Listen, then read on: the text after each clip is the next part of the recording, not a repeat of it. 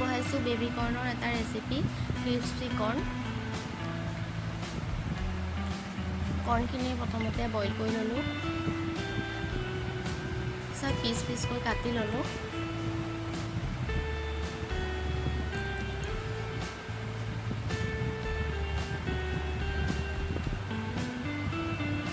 এতিয়া কৰ্ণখিনিত চাউলৰ গুড়ি, কৰ্ণফ্ল'ৰ আৰু নিমখ জোখমতে দি ভালদৰে মঠি ল'লোঁ। সেইখিনি আপোনালোকে নিজৰ জোখমতে দি ল'ব, যাতে ক্ৰিস্পি এটা আহে।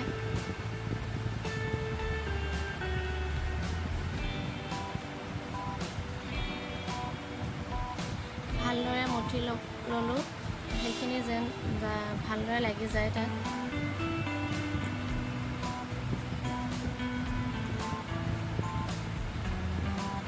এতিয়া গেছত কেৰাহীটো উঠাই তেল দি দিলোঁ। তেলখিনি গৰম হোৱাৰ পাছত কৰ্ণখিনি এতিয়া আমি ফ্ৰাই কৰিম।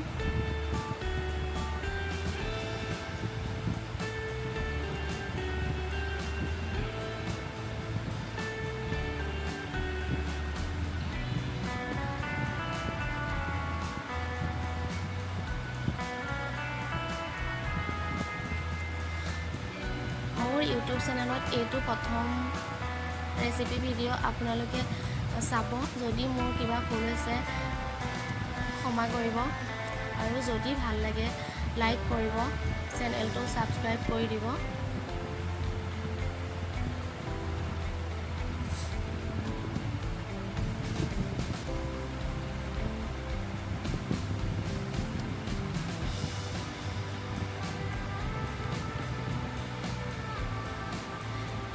কৰ্ণখিনি অলপ কালাৰ হোৱালৈকে ভাল ফ্ৰাই কৰিব লাগিব।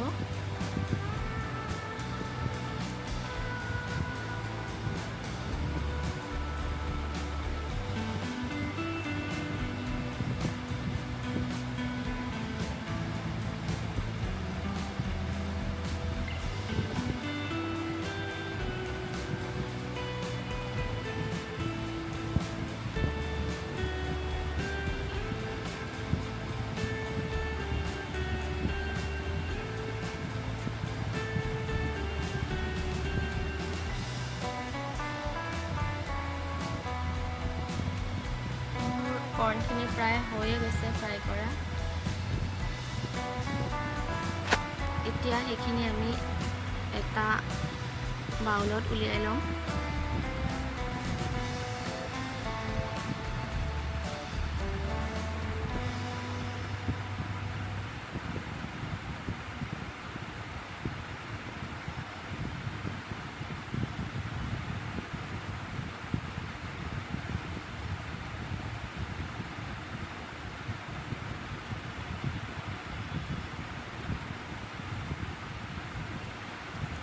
এতিয়া পিঁয়াজ, কেপচিকাম আৰু বিলাহী কাটি লৈছিলোঁ, সেইখিনি আগৰ তেলখিনিতে দি দিলোঁ। কেপচিকাম দিলোঁ। এতিয়া অলপমান ভাজি ল'ম, আৰু এইখিনি বনাওঁতে মানুহজনে হেল্প কৰি দিছে।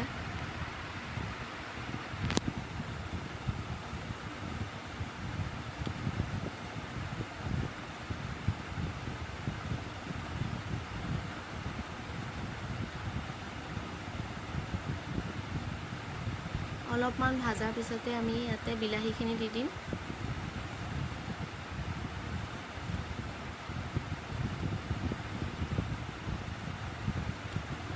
বিলাহীখিনি দি দিলোঁ। এতিয়া এইখিনি ভালদৰে ভাজিব লাগিব।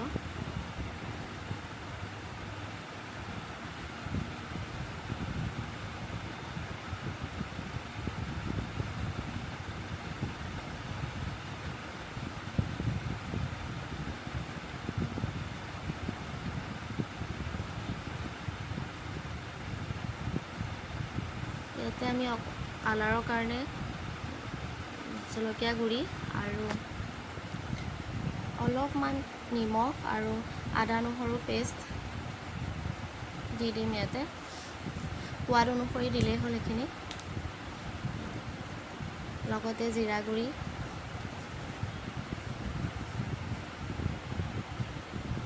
আৰু ঘৰত খাবলৈ বনাইছোঁ, গতিকে ইমানো মছলা দিয়া নাই। আপোনালোকে মন গ'লে দিব পাৰে।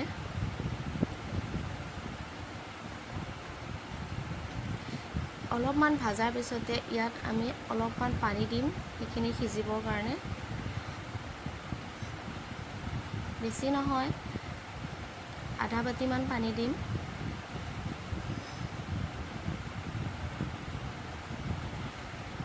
এইখিনি ভালদৰে সিজিবলৈ দিছোঁ।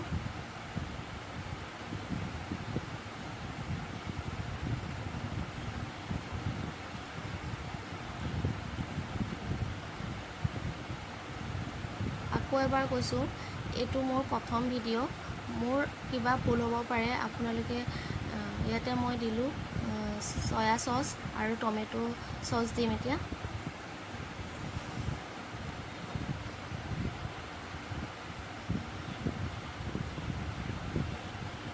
টমেটো চচো নিজৰ সোৱাদ মতে দিলোঁ।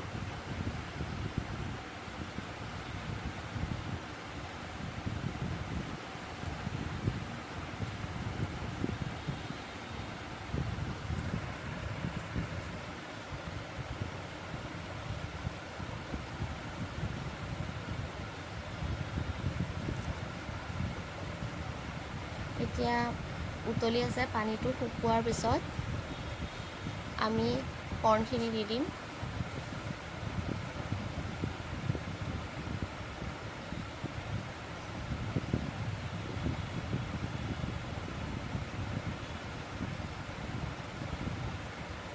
এয়া শুকাইছে।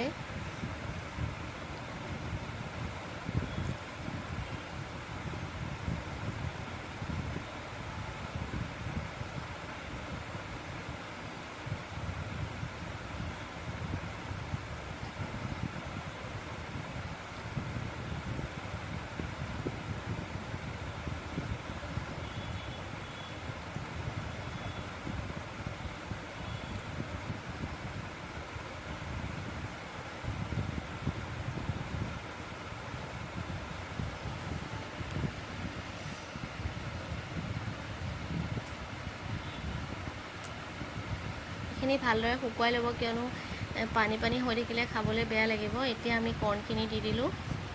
এইখিনি ভালদৰে লৰাই মিক্স কৰি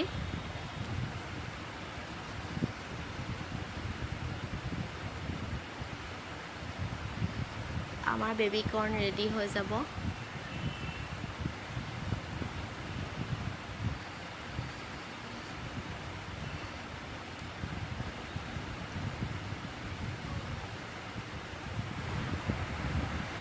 এয়া আমাৰ বেবী কৰ্ণৰ ৰেচিপি, ক্ৰিস্পি কৰ্ণ ৰেডি হৈ গ'ল।